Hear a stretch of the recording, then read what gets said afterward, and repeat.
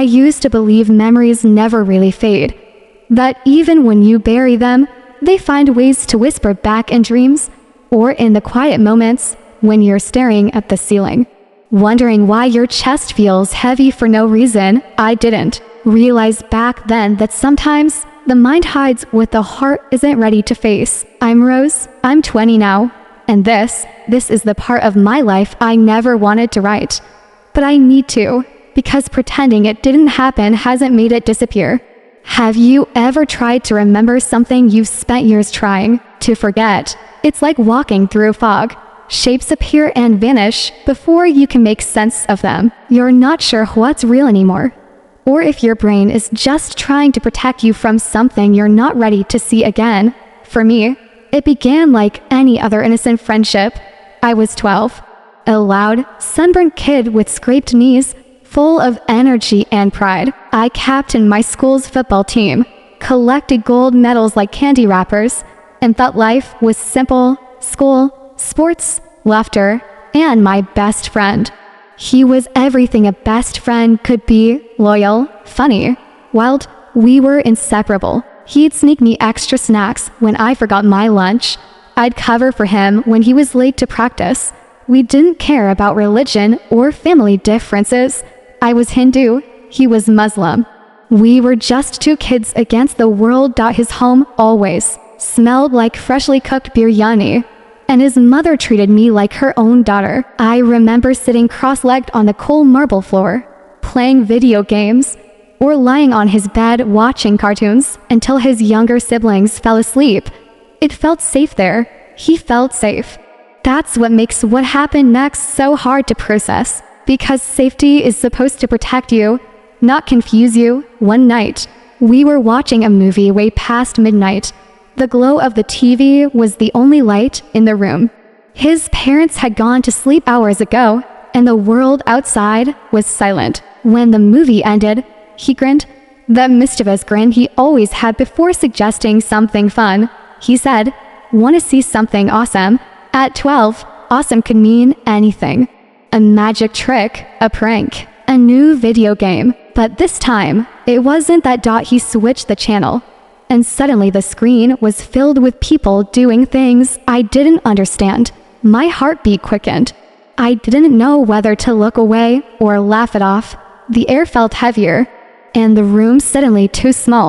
I told myself it was just curiosity, that everyone probably did this at some point, that maybe it was normal. And soon it became routine. Every few weekends, I'd stay over, we'd whisper jokes, eat chips under the blanket, and wait for midnight, when the secret channel would come alive. I remember being fascinated by the women on the screen, not in a dirty way, but in an innocent, bewildered kind of curiosity. I wanted to understand why it felt both wrong and exciting at the same time. Until that one night, he said he wanted to show me something that would blow my mind. I thought it was another movie, another prank. I laughed, told him he was crazy. But then he leaned in closer. I froze. My laughter died mid-breath. Something in his eyes had changed, playful but serious, strange but familiar. Before I could react, his hand slipped into my space, into places I hadn't even learned to define yet. I didn't understand what was happening. My body reacted before my mind could.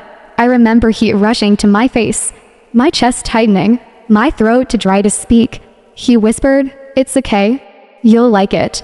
But I didn't even know what it was supposed to be. I was too young to name what I was feeling. Fear, guilt, shame, confusion. They all blurred together like colors bleeding on wet paper. I wanted to move, but I couldn't. I wanted to shout, but the air stuck in my lungs. Everything inside me screamed, "This isn't right." But I didn't have the words to say it. When I finally pushed him away, he looked at me, annoyed. "Not guilty. Relax, Rose," he said, rolling his eyes. "It's just a game." But it didn't feel like a game. It felt like something had cracked inside me, something I couldn't name. That night, I pretended to sleep. I curled up facing the wall, my body shaking quietly. I could hear him breathing next to me, calm, unbothered, as if nothing had happened. I counted every tick of the clock, praying for morning to come. When I woke up, I felt sick. Literally, my skin burned, my head pounded, and by afternoon, I was running a fever so high my parents had to take me home. They said it was exhaustion from training too hard. I didn't correct them. For 3 days, I lay in bed, sweating and trembling, unable to understand why I felt so dirty. My body was recovering, but something deep inside me wasn't. It took me 8 years to find the right word for what happened. A soul. And it took me even longer to admit it wasn't my fault. Because how do you explain to someone that your first experience of intimacy was betrayal dressed as friendship?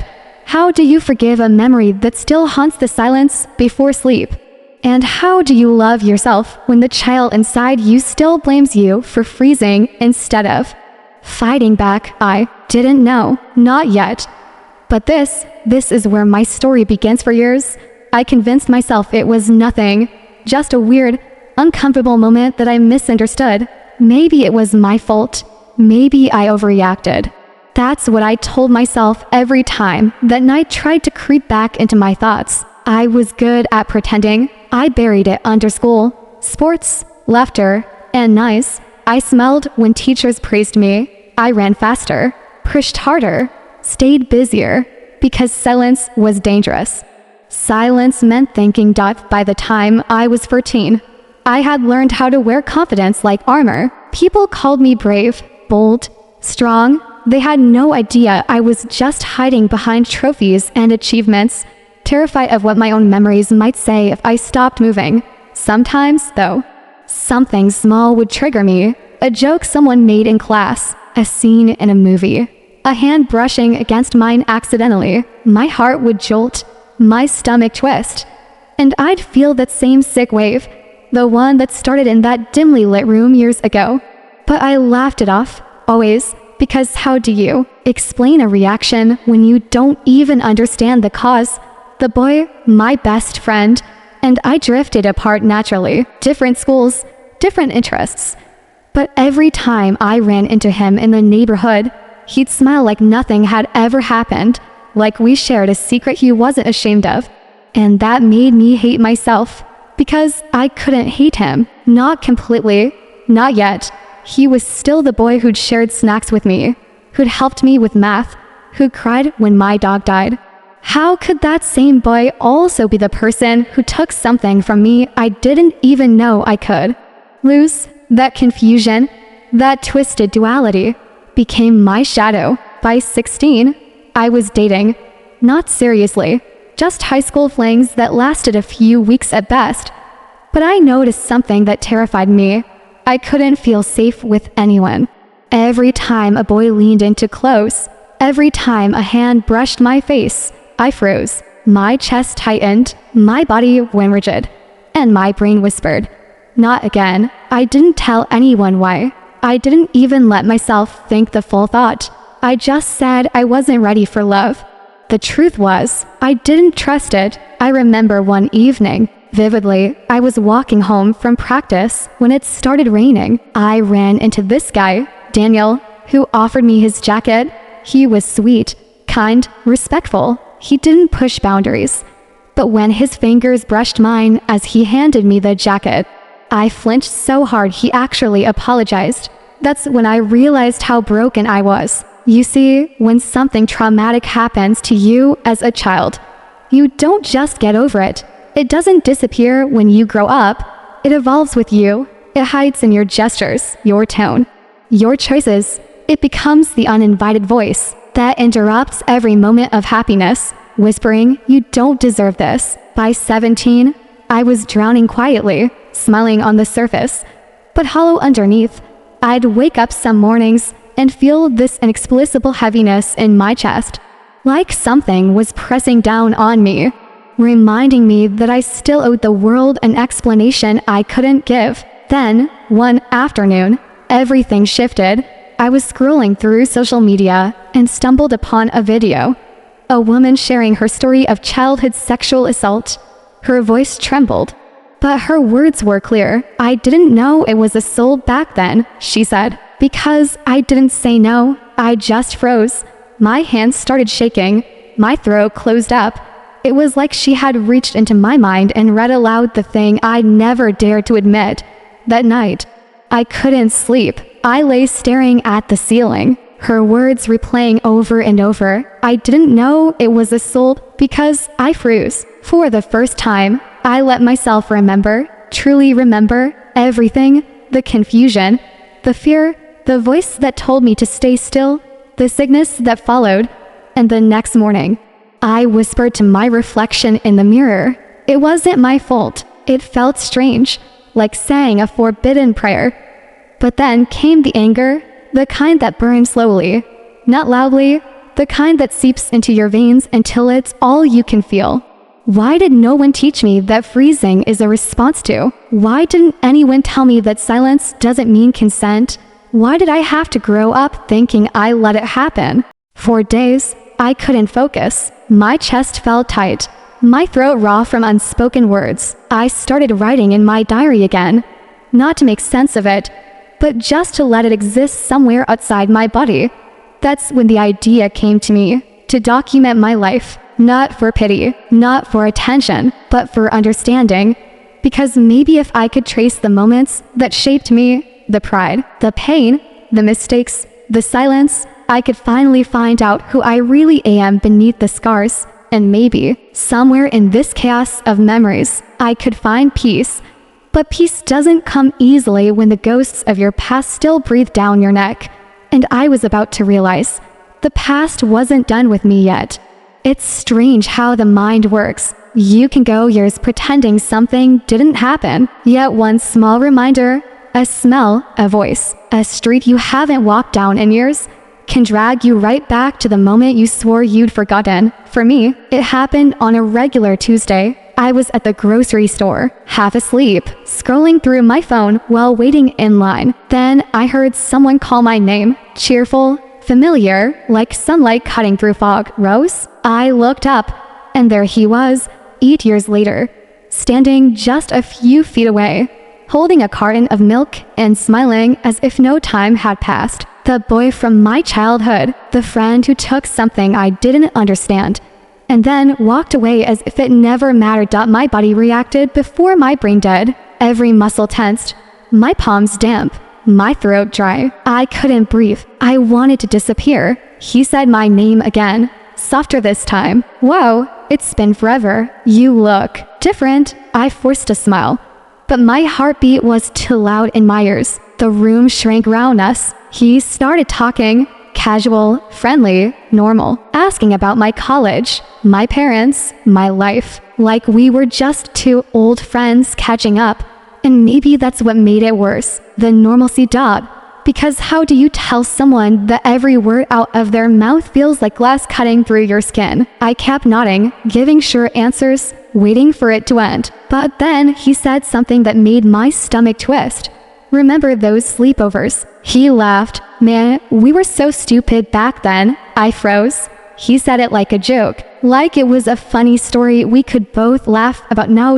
And in that moment, something inside me cracked. All the years of silence, all the nights I'd blamed myself, all the shame I'd swallowed, they rushed to the surface like flood water breaking through a dam. My voice shook. That wasn't funny. He blinked, confused. What? I took a step closer. That wasn't a joke. What you did, it wasn't okay. The look on his face changed. First surprise, then discomfort, then something I couldn't name. Maybe guilt, maybe defensiveness. Come on, Rose, he said, lowering his voice. We were kids. You didn't say no. My chest tightened, my vision blurred. That sentence, you didn't say no, felt like a knife twisting into every wound I'd spent years trying to heal. I stared at him, trying to find the right words. I was 12, I whispered. I didn't even know what that meant. For a moment, he said nothing. Then he shrugged, mumbled something about it being in the past, and walked away. Just like that. As if the conversation never happened.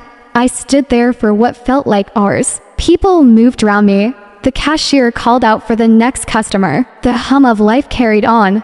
and I just stood there, frozen in the middle of the store, holding a loaf of bread I no longer wanted. That night, I broke down for the first time in years. Not the quiet kind of crying I'd mastered over time. The loud, ugly, shaking kind. I screamed into my pillow until my voice cracked. Because it hit me, I'd been waiting for him to acknowledge it, to apologize, to say I'm sorry. But he never did. And that's when I realized that closure isn't something people give you. It's something you have to give yourself. The next day, I went for a run, not to escape, but to feel my body again. Every step on the pavement felt like reclaiming something that had been taken from me. My breath burned, my muscles ached. But for once, the pain felt honest. Later, I sat on my bedroom floor, surrounded by old photos, me and him at age 10, covered in mud after a soccer match. I stared at our smiles, wondering how something so pure could turn into a lifetime of confusion. Then I tore the photo in half. It didn't feel like revenge. It felt like release. For the first time, I stopped protecting his memory at the cost of my own peace. That night, I wrote again in my diary, not as a victim, but as someone who was finally taking her story back. I wrote every detail, every feeling, every question. I didn't hold back this time. When I finished, I read the last line out loud. It wasn't my fault then, but it is my responsibility now to heal, to speak, to never let silence win again. And in that moment, I felt something shift. Not forgiveness, not peace, but power, the quiet kind that grows when you finally face your truth. Because healing isn't a straight line, it's a battlefield. And that night, I took my first step toward victory. The next morning felt different, not lighter, but awake, like the fog that had covered my life for years had finally lifted just enough for me to see the cracks I'd been tiptoeing around. I sat on the balcony, wrapped in a blanket, watching the sunrise pour gold across the rooftops. My diary lay open on my lap, last night's words smudged from tears. For once, I didn't wipe them away. They belonged there, proof that I had felt. For the first time in a long time, I whispered something to myself that felt almost like a promise. I'm done being silent. I didn't know what that would look like, or what it would cost me, but silence had been my cage for too long. So I took the first step. I opened my laptop, searched how to deal with childhood trauma, and clicked the first link that didn't terrify me. The words blurred together: therapy, PTSD, emotional triggers. But one line stuck out: healing begins when you name the wound. That line became my mantra. It took me 2 weeks to build the courage to make the call. When the therapist's voice came through the phone, calm, warm, professional, I almost hung up. My hands were shaking, my throat dry, but I stayed. Her name was Leah. She told me healing wasn't about forgetting. It was about remembering safely. In our first session, I sat on the edge of her couch, clutching a tissue I hadn't yet used, trying to explain something I didn't have words for. It's like, I said, my voice barely above a whisper, there's a part of me that froze that night. And she never thawed. Leah nodded. Then let's help her thaw. And so began the hardest, slowest, and most necessary journey of my life. Week after week, I peeled back the layers I had spent years building. Shame, fear, denial, guilt. I discovered how they had shaped everything, from how I dressed to how I trusted, even how I laughed. Leah once asked me, "What would you tell your 12-year-old self if she were sitting here right now?" I cried before I could answer. I'd tell her it wasn't her fault. I said that freezing didn't mean she allowed it, that she was a child, brave, kind, full of light, and that none of this was her doing. Leah smiled softly. "That's beautiful," she said. "Now tell her that again. But this time, mean it." I tried. I really did. But some days were harder than others. Some nights, I still woke up sweating, heart pounding from dreams I couldn't remember. But even on those nights, I whispered to the darkness, "You're safe now, Rose." The more I spoke, the more I realized how many others lived in silence too. Friends, classmates, even strangers online. all carrying invisible wounds, each one thinking they were alone. So one evening, after another exhausting therapy session, I opened my notes app and began to write my story, not as a diary this time, but as a post. It wasn't detailed. It wasn't angry. It was honest. When I was 12, something happened that I didn't understand. For years, I blamed myself for it. Now, I'm learning it wasn't my fault. If you've ever felt the same, frozen, confused, ashamed, you're not alone. I hesitated before hitting publish. My hands trembled. What if people judged me? What if they didn't believe me? What if he saw it? But then I remembered that silence had already taken too much from me. I pressed post. Minutes passed, then an hour, then a notification, and another. Messages from people I didn't even know. Thank you for writing this. I thought I was the only one. You're so brave. And for the first time, I didn't feel broken. I felt seen. That night, I cried again. Not from pain this time, but from relief. Because speaking my truth didn't just free me, it opened a door for others who were still trapped in their silence. Over the next few months, I kept writing little diary entries, reflections, small victories. Some days I felt like I was flying, other days like I was sinking all over again. But Leah told me that healing isn't about never falling. It's about learning how to rise each time. I started joining online support groups, listening, sharing, learning how many others had stories like mine. Different faces, different nights, same ache. We weren't victims anymore. We were survivors. And slowly, I began to rebuild. I took up running again. I went back to the field, the same one I used to captain as a kid. The first few times, I felt like an imposter. But with every stride, I felt something loosen. The wind against my skin, the strength in my legs. My body didn't feel foreign anymore. It felt mine. One day after a run, I stopped and looked up at the sky. The same sky that had once witnessed my pain now held my breath, my freedom. I smiled, for real this time. Because somewhere between therapy sessions, tears, and courage, I realized something powerful. I wasn't just surviving anymore. I was beginning to live. But healing, like all journeys, has one final test, facing the truth head-on, not as the victim, but as someone who refuses to be defined by what broke her. And that moment was coming sooner than I thought. Leah once told me that healing isn't about deleting the past, it's about learning to look at it without trembling. I didn't understand that until the day I decided to go back. It happened on an ordinary Saturday. I'd finished my morning run and stopped in front of the old neighborhood bus stop, the one that led straight to his street. The air smelled like rain and memories. I don't know what pulled me there. Maybe it was curiosity, maybe courage. But something inside me whispered, it's time. The bus ride felt longer than I remembered. Every turn of the wheels stirred pieces of my childhood, the laughter, the games. The night I'd spent pretending to sleep. When the bus stopped, I almost didn't get off. My knees shook, my palms damp. But I stepped down anyway. His house looked smaller, the walls were repainted, the garden trimmed. The window where we used to play video games was still there. I stood across the street for a long time, heart pounding, waiting for a sign that this was the right thing to do. I didn't plan to knock, and I didn't. This wasn't about him anymore. It was about me reclaiming a place that had once stolen my sense of safety. So I walked up to the gate, rested my hand on the cold metal, and whispered to the 12-year-old version of me, we're not scared anymore. For a moment, I closed my eyes and let the wind wrap around me. In the distance, a child laughed, a sound so innocent and free that it made my throat tighten. That's what I had been, a child. And that's what he took from me. But standing there, I realized something else too. He couldn't take who I'd become. I turned away, breathing steadily, and felt something loosen inside my chest, like an invisible chain finally breaking. That evening, I wrote another post. Not to expose him, not to seek pity, but to mark the moment. I went back today. I thought I'd fall apart, but instead, I felt whole.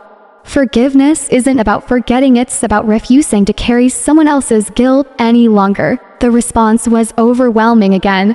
People shared their own moments of returning to old streets, old rooms, old memories and surviving them.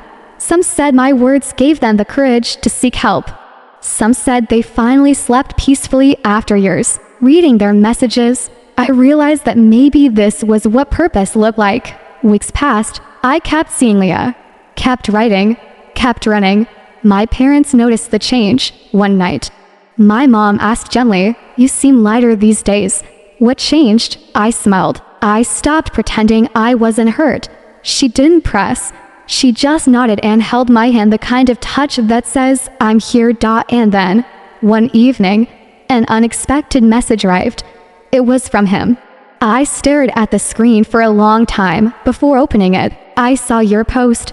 I didn't realize you still thought about that. I'm sorry if I ever made you feel uncomfortable." My stomach turned at the word "if," but instead of anger, I felt something surprising: clarity. He still didn't understand. Maybe he never would. But that wasn't my responsibility anymore. I typed back, "You didn't make me uncomfortable. You hurt me. But I'm healing, and I don't need anything from you." Then I hit send.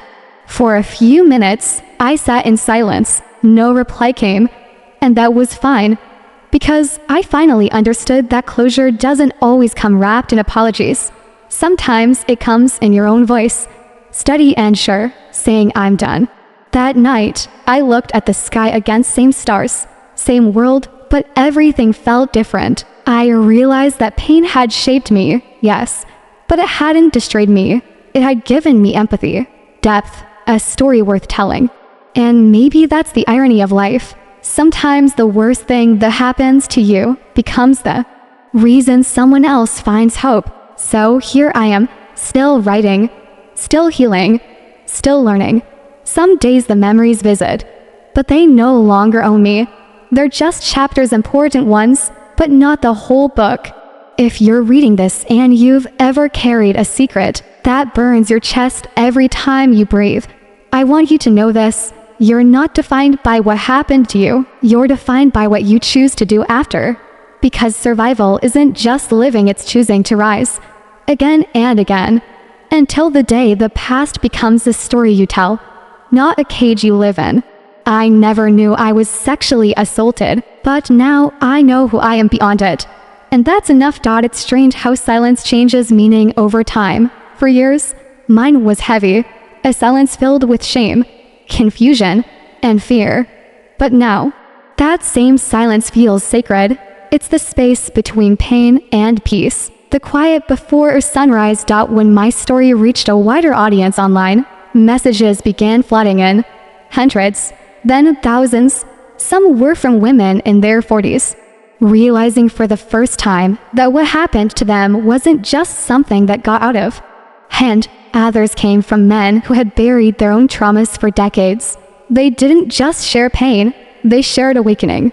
And that's when I realized something profound. Stories don't just heal the storyteller, they heal the listeners too. Leah encouraged me to channel that into something bigger. Together, we organized a small community circle, an anonymous space for survivors to talk, write, or simply sit in silence if that's all they could manage. We called it The Unheard. The first session was quiet, just a few trembling voices, coffee cups clinking, eyes avoiding each other. But as one story cracked open, another followed.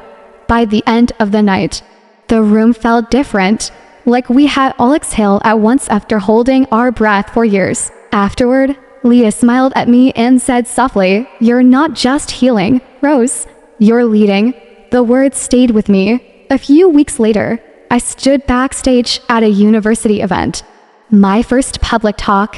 The audience was mostly young students, restless, scrolling through their phones. My palms were sweating. My heart beat loud in my ears. When they called my name, I walked out into the light. I didn't read from a script. I didn't even look at my notes. I just told them the truth. I used to think strength meant pretending I was okay, I said. Now I know strength means saying I wasn't. The room went silent, completely. That silence, once my enemy, had become my greatest ally. I talked about denial, about misplaced guilt, about how trauma doesn't always scream. Sometimes it whispers, how it hides behind good grades, polite smells, and perfect pictures. When I finished, people didn't clap right away. Some were crying, some just sat still, and then applause, raw and thunderous. That moment didn't erase my pain, but it reframed it. I wasn't a victim telling a sad story. I was a survivor showing what healing could look like. Months passed. I began journaling again, not to relive the past, but to remind myself how far I'd come.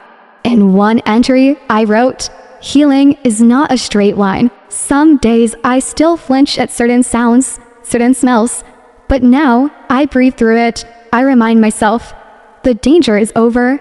I'm safe. I'm free." One afternoon, I visited the sea. The waves crashed in rhythm, each one erasing footprints from the sand. I watched as the water pulled everything back, tiny shells, forgotten debris, and thought, maybe that's what healing does to Dot. It doesn't deny what happened, it just teaches you that pain, like tides, comes and goes, but you remain. That night, as the sun bled into the ocean, I whispered the same words I had written years ago in my secret diary. Maybe one day I'll tell this story. And I smiled, because I already had. And in doing so, I'd finally freed the little girl who once stayed silent in the dark. Now, when I speak, I don't just tell what happened, I tell what it means. That trauma doesn't end you. It changes you, yes, but it also gives you a deeper language for love, compassion, and courage. Pain turned me into a storyteller, and stories turned my pain into purpose. Years slipped by, but I measured time differently now, not in days or birthdays, but in how light began to fill spaces that once felt unlivable. The community project grew. What started as 5 people in a coffee shop turned into a nonprofit that partnered with schools, therapy groups, even law students who wanted to change how survivors were treated. Sometimes I still caught myself looking around, wondering how a scared 12-year-old could have led to this. But healing never meant erasing the child I was. It meant bringing her with me, hand in hand, every time I spoke to another survivor. One spring afternoon, during a workshop, a volunteer named Evan joined our team, a photographer who offered to document our events. He was quiet, patient, and always asked permission before taking a single shot. That small act of respect, one most people wouldn't notice, felt monumental to me. Over time, we talked, not about pain, but about everyday things, music, bad coffee, stray cats that hung around the community center. I found myself laughing again. That unguarded kind of laughter that shakes loose old dust from your chest. Trust doesn't return like thunder. It returns like dawn, slow, hesitant, and gentle. One evening, after packing up from an event, he asked, "Do you ever stop thinking about it? About the past?" I thought for a moment, then said, "Not really. But it stops owning me." He nodded, like he understood without needing more words. That night, walking home, I realized something simple and profound. Healing had given me back my capacity to choose. To choose who entered my life. To choose when to speak and when to stay silent. To choose love, not as a cure, but as a companion to growth. A year later, I stood again by the sea, the same place where I'd promised myself I'd keep telling stories. The air was crisp, filled with salt and sun. Waves rolled in, steady and sure. I thought about all the versions of myself. The child who froze, the teenager who blamed herself, the woman who decided to speak. They weren't different people. They were chapters of the same story, each one necessary to reach this page. Evan joined me on the shore, camera slung over his shoulder. "Still writing?" he asked. "Always." I smiled. "Just changing the ending this time." He lifted the camera, caught the sunset behind me, and said, "Then let's make sure people remember the light too." For once, I didn't flinch at being seen. For once, I let the light touch every scar. That night, I wrote one final entry in my diary, the same diary that began it all. Some stories start in darkness. but the ones worth telling end in dawn. I was once silent because I thought my pain was my shame. Now I speak because my voice is my freedom. I closed the notebook and smiled. The past would always be part of me, but it no longer defined me. I had turned my pain into purpose, my fear into fuel, and my silence into song. And maybe, somewhere out there, another 12-year-old would stumble upon my story and realize what happened to them wasn't their fault either. Sometimes, the hardest stories to tell are the ones that never had words, the ones buried under layers of silence, fear, and confusion. But every time one of us finds the courage to speak, that silence loses a little of its power. Rose's story isn't just about trauma. It's about transformation. It's about what happens when someone refuses to be defined by what broke them and chooses instead to be defined by what they build. Afterward, there's a line she wrote in her journal that stays with me. Healing isn't forgetting what happened. It's remembering and still choosing to live anyway. And maybe that's the lesson here, that pain doesn't make you weak. It makes you real. It makes you see the world through eyes that understand what survival truly means. If you're watching this and you've ever carried a secret, if you've ever felt small, ashamed, or alone, just know your story matters too. You're not broken, you're becoming. If Rose's story touched your heart, share this video with someone who needs to hear it. Tell me in the comments what part of her journey hit you the hardest. And if you want more real, raw, human stories that remind us we're not alone, subscribe, turn on the bell, and stay with me for the next one, because sometimes the stories we tell become the healing someone else was waiting for.